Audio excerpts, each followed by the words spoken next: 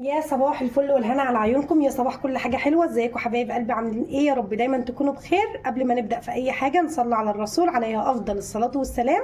ولو اول بقى مرة تشوفيني يا ريت تشتركي في القناة وتفعلي زر الجرس عشان يوصلك كل جديد انا بنزله باذن الله. الناس اللي بتكدب في كلامنا جايه اطلع ارد عليك النهارده تاني وتالت ورابع. ايوه، ميزانية 15 يوم ب 700 جنيه. المره اللي فاتت كانت ب 650. النهارده زودنا حبه حاجات وهوريها لكم دلوقتي. والميزانيه كانت عامله 700 جنيه. وتعالوا نشوف جبنا ايه مع بعض، وان شاء الله كلكم تستفيدوا من الفيديو باذن الله. وانا بطلع يا جماعه الحاجه معاكم واحسبوا ورايا، والله العظيم هتوفر معاكي جامد جدا.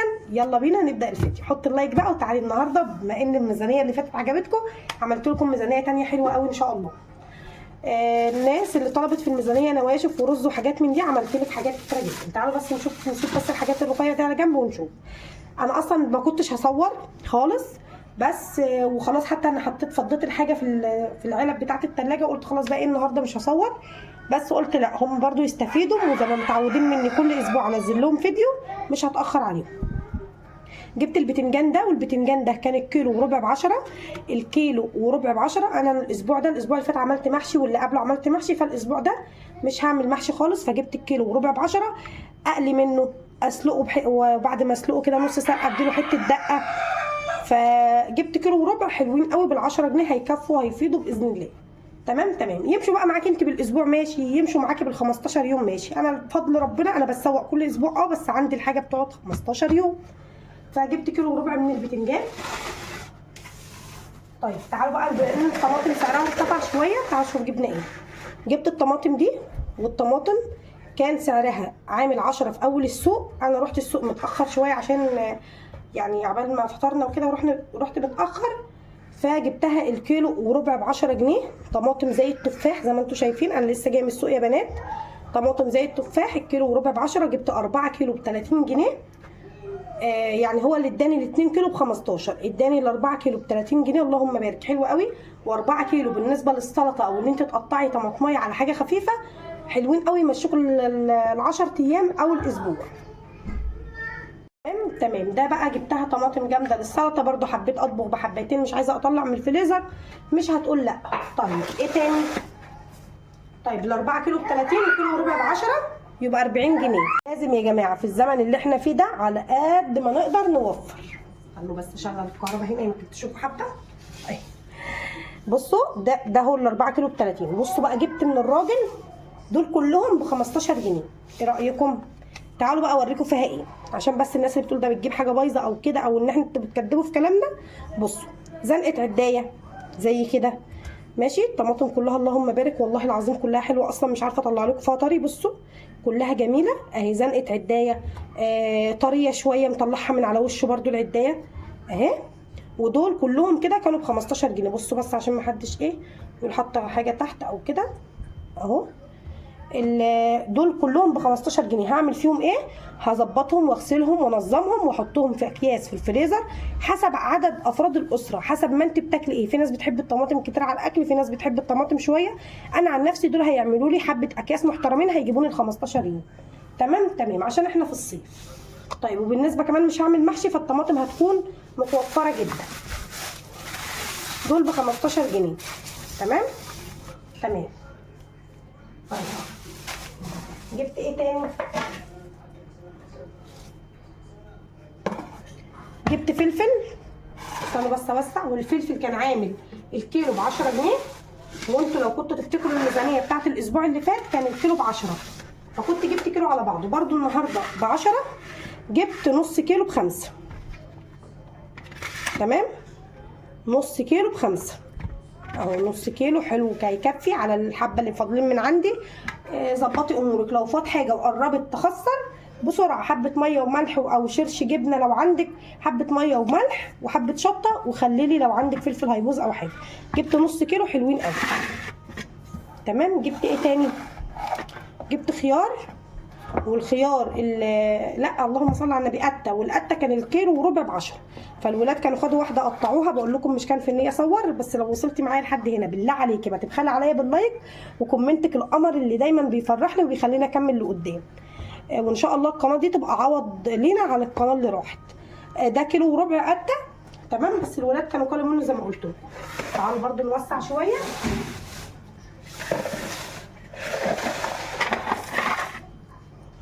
الفلاشه قفل ليه؟ تمام. جبنا القته وجبنا الفلفل وجبنا طماطم كميه ما شاء الله الله اكبر ب 45 جنيه طماطم. هيجيبوكي لو عايزه الشهر كمان، هيجيبوكي لو هتمشي على قد. اللهم صل على النبي. جبنا ايه؟ لو وصلت معايا لحد هنا صلي على النبي بقى. جبنا خيار، والخيار بصراحه هو اللي كان غالي شويه، كان الكيلو ب 20 جنيه. جبت كيلو برده اهو، قلت مش هيخسر حاجه خالص. انا بس نجيب الكاميرا كده. جبت كيلو من الخيار اعمل سلطه النهارده. طبعا هنعمل سمك نقطعه جنب الاكل، مش هيخسر. عايزه اخليكي بالميزانيه بتاعتك تلمي الدنيا كلها. جبنا خيار، جبنا قته، جبنا فلفل، جبنا طماطم، جبنا بتنجان. طيب خلاص؟ لا مش خلاص.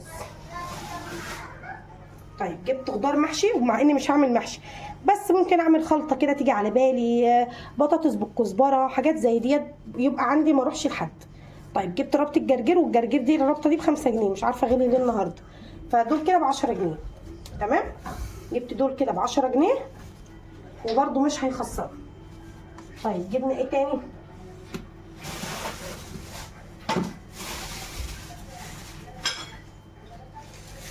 انت بقى تبع عدد افراد الاسره عندك ايه، تستعملي كتير بتستعملي قليل بتجيبي اكتر زي ما تحبي. هدي كده خضار التلاجة خلصناه. طيب جبت ايه تاني؟ جبت ب10 لوبيا زي الاسبوع اللي فات. جبت ب10 حمص. الحمص ده بنعمله بطماطم يا بنات على لحمه او على فراخ او ساده، بيبقى حلو قوي. جبت ب15 جنيه عدس اصفر. 15 جنيه عدس اصفر. عندي 3 طبخات اهم في الاسبوع: كشري، حمص، لوبيا، وانا عندي فاصوليا ما عملتهاش، فعندي ربع كيلو فاصوليا، ادي 4 طبخات. تمام. تمام. جبت ايه تاني؟ استنى. جبت باميه. الباميه النهارده كانت ب 30 جنيه الكيلو، جبت كيلو باميه، نص كيلو ب 15 جنيه. نص كيلو، اسفه بس عشان الصوت. نص كيلو من الباميه، والنص كيلو كان عامل 15 جنيه. برضو حبيت ان انا اجيبها، مش جبتها من زمان. ده كام كده الطبخه؟ كام؟ الرابعه. تمام. اللهم بارك يا رب. نص كيلو من الباميه ب 15 جنيه. تمام. وعدس وحمص ولوبيا. ممكن تبدلوا الحمص لو مش بتاكليه باي نوع بقوليات تاني. جبت سلك ب5 جنيه، سلكه ناعمه، لازم السلك عشان الالومنيا. ب5 جنيه جنزبيل مطحون، استك لهدوم الولاد. تمام. الحاجات دي كلها 5 و5 و5 15. ثانيه واحده. ب5 اكياس ثلاجه برضو هنا عشان ما الفش برضو ولا اسال حد ولا حد مثلا كده ولا كده، يبقى عندك حاجتك على طول. 20 جنيه حبه طلبات من عندي بتاع الايه؟ السلك والحاجه. طيب ثواني هقفل. نص كيلو من الباميه، والنص كيلو كان عامل 15 جنيه. برضو حبيت ان انا اجيبها، مش جبتها من زمان. ده كام كده الطبخه؟ كام؟ الرابعه. تمام. اللهم بارك يا رب. نص كيلو من الباميه ب 15 جنيه. تمام. وعدس وحمص ولوبيا. ممكن تبدلوا الحمص لو مش بتاكليه باي نوع بقوليات تاني. جبت سلك ب5 جنيه، سلكه ناعمه، لازم السلك عشان الالومنيا. ب5 جنيه جنزبيل مطحون، استك لهدوم الولاد. تمام. الحاجات دي كلها 5 و5 و5 15. ثانيه واحده. ب5 اكياس ثلاجه برضو هنا عشان ما الفش برضو ولا اسال حد ولا حد مثلا كده ولا كده، يبقى عندك حاجتك على طول. 20 جنيه حبه طلبات من عندي بتاع الايه؟ السلك والحاجه. طيب ثواني هقفل.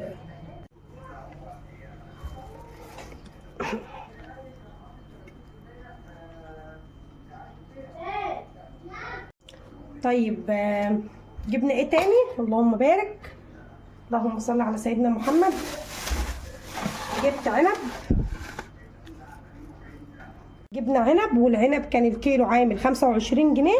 جبت 2 كيلو بال50، 2 كيلو بال50، بس ما شاء الله يعني الولاد كلوا، فجبت 2 كيلو بال50 جنيه.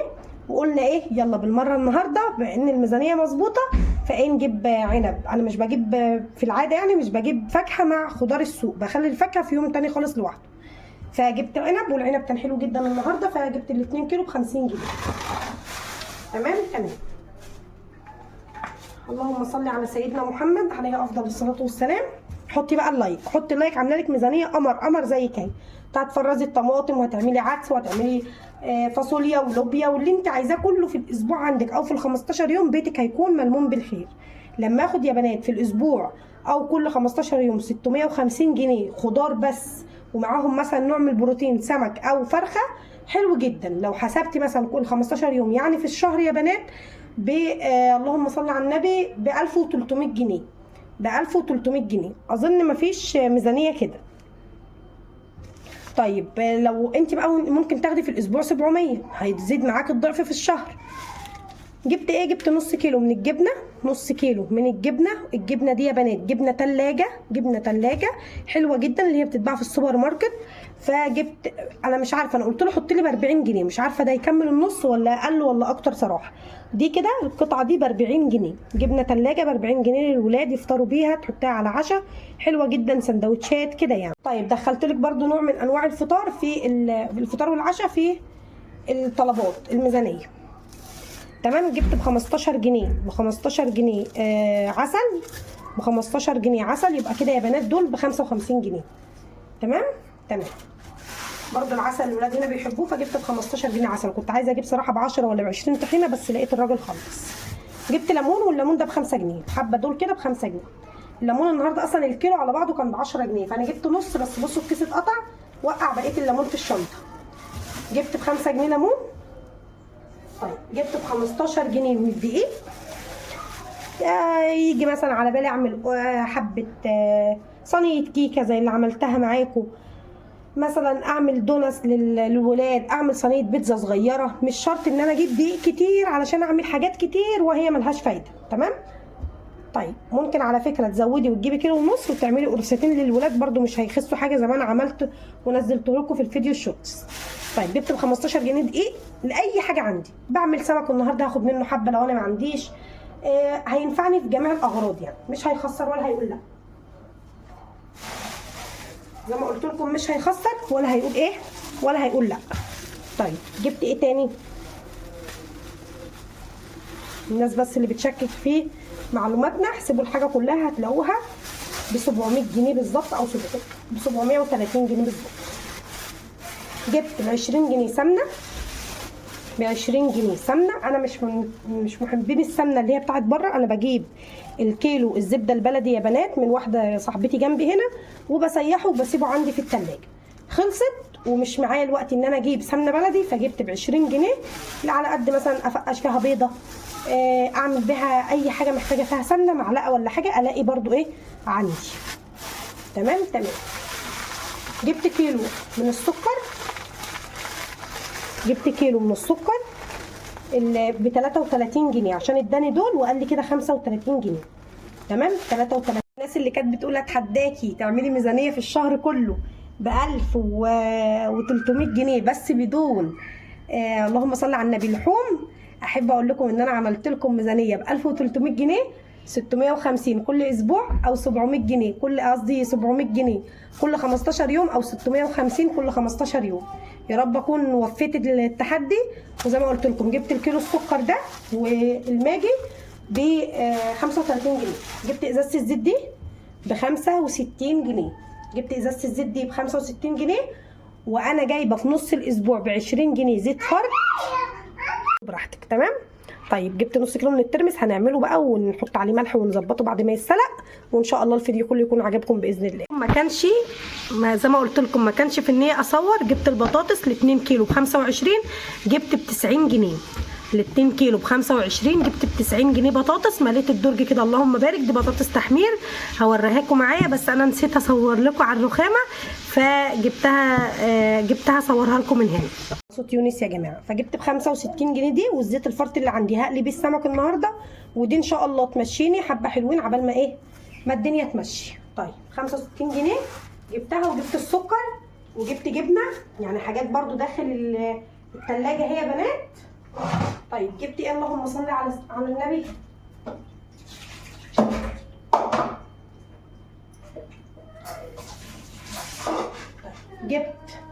استنوا بس نشيل الكلام الحلو ده كله من هنا عشان ما يتزفروش.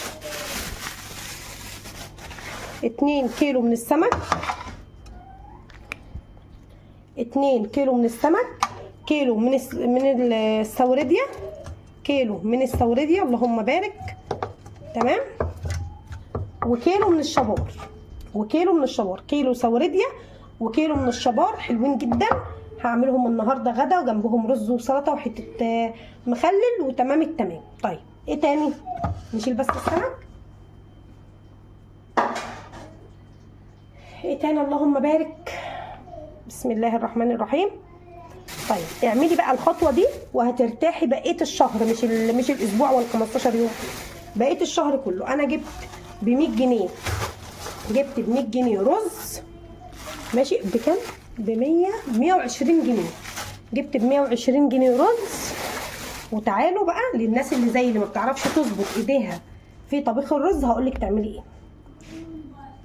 اول حاجه جبت ب 120 جنيه رز، وبعد ما جيت هنا البيت كنت انا شاريه ب5 جنيه اكياس ثلاجه، خدت منهم حبه محترمين بالميزان بالكوبايه زي ما بتطبخي. تعملي نص كيلو لو انت عدد افراد اسرتك صغير 2 3 اعملي نص كيلو.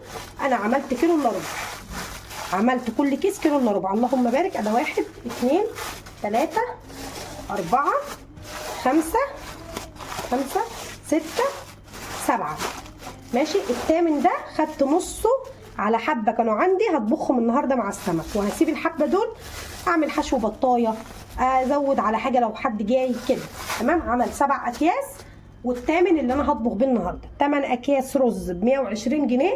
اظن اعمل لك ايه تاني؟ يعني اعمل لك ايه تاني يا ست الكل يا ست البيت؟ طيب اعملي كده هترتاحي جدا جدا، هتعرفي طبختك قد ايه، مش هتهدر معاكي رز خالص. اعملي حسب عدد افراد الاسره، تمام. يا رب اكون فدتكم النهارده، ويا رب الفيديو يكون عجبكم، ويا رب الصوت يكون واضح، وهسمعه لو مش واضح هسجل لكم عليه تاني. فيا رب الفيديو يكون عجبكم. والله المشتريات دي بيني وبينكم ربنا ب 700 او 730 جنيه، كل الحاجات الحلوه اللي انتم شايفاها دي، وجبت كمان حاجات مسكره للولاد ومقرمشات برده ما نسيتهمش، والحاجات الحلوه دي كلها، تمام. فيا رب الميزانيه تكون عجبتكم، ويا رب اكون عند حسن ظنكم دايما في الميزانيات. بحبكم في الله، وفرحانه جدا ان انتوا استعجلتوا مع فيديو الميزانيه اللي فات، وان شاء الله نكون مع بعض في فيديوهات جايه كتير.